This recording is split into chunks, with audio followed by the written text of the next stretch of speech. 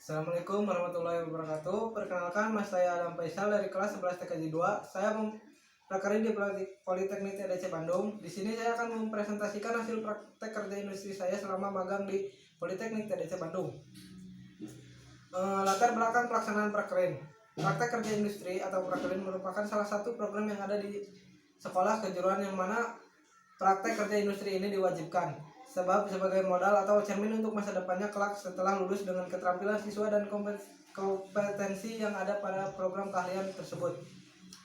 Tujuan pelaksanaan prakerin: satu, untuk memenuhi salah satu syarat dalam menempuh US atau UN di sekolah. Dua, sebagai tanda bukti tertulis telah menyelesaikan prakerin. Tiga, menulis berharap dengan dibuatnya laporan ini dapat bermanfaat bagi pembaca, khususnya bagi adik kelas yang akan melaksanakan prakerin di tahun depan. Semoga laporan ini dapat meredakan penasaran adik kelas yang akan melaksanakan prakerin tentang bagaimana prakerin itu.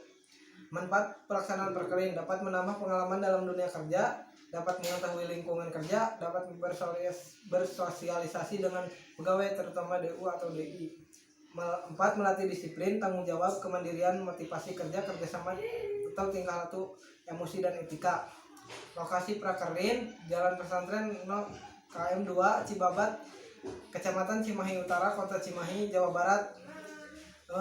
Politeknik TDC Bandung berdiri atas dasar Surat Keputusan Menteri Pendidikan Nasional Republik Indonesia Nomor 73 DO 2020-2002 dan SK Masyarakat akan tenaga ahli madya profesional yang dibutuhkan oleh dunia usaha atau industri.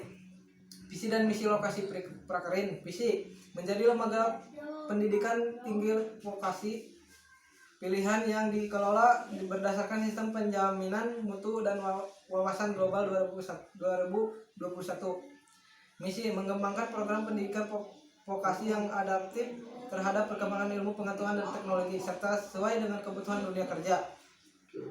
Pelaksanaan kegiatan prakerin: waktu pelaksanaan: tanggal mulai prakerin tanggal 23 Desember sampai 23 Maret 2020. Jumlah jam prakerin 8 jam. Deskripsi kegiatan prakerin: dasar, SM mengenalkan diri. Uraian tentang diri kita. Tes kepribadian diri, yaitu menjawab pertanyaan-pertanyaan dari pembimbing untuk mengetahui karakter kita. Kegiatan selama prakerin: instalasi mikrotik, instalasi window, mengerjakan Cisco paket tracer, memasang kabel jaringan, memperbaiki setiap PC yang rusak, mengikuti pembelajaran bersama mahasiswa, dan cek jaringan. Di sini saya akan menjelaskan saja tentang sejarah mikrotik atau pengertian mikrotik.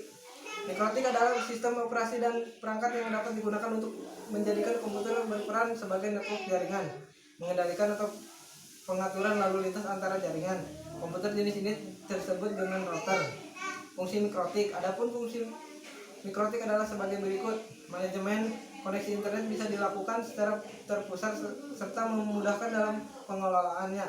Dapat digunakan sebagai billing hotspot server yang memudahkan konfigurasi dan pembagian bandwidth pada jaringan. Dapat digunakan untuk pembuatan PPPoE. Jenis mikrotik: mikrotik router OSTM merupakan versi mikrotik dalam bentuk perangkat lunak yang dapat dipasang pada komputer rumahan PC melalui CD.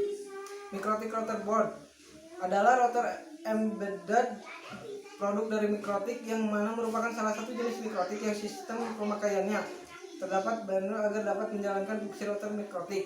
Sejarah mikrotik: pada tahun 1996, John dan Arnis memulai sejarah terciptanya mikrotik dengan sistem Linux dan MS-DOS.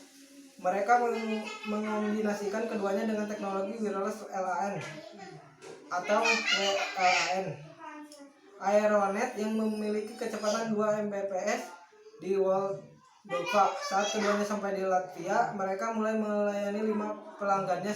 Ambisi sebagai adalah membuat perangkat lunak router yang handal bisa disebarkan ke seluruh dunia. Linux pertama yang John dan Arnis digunakan adalah versi kernel 2.2.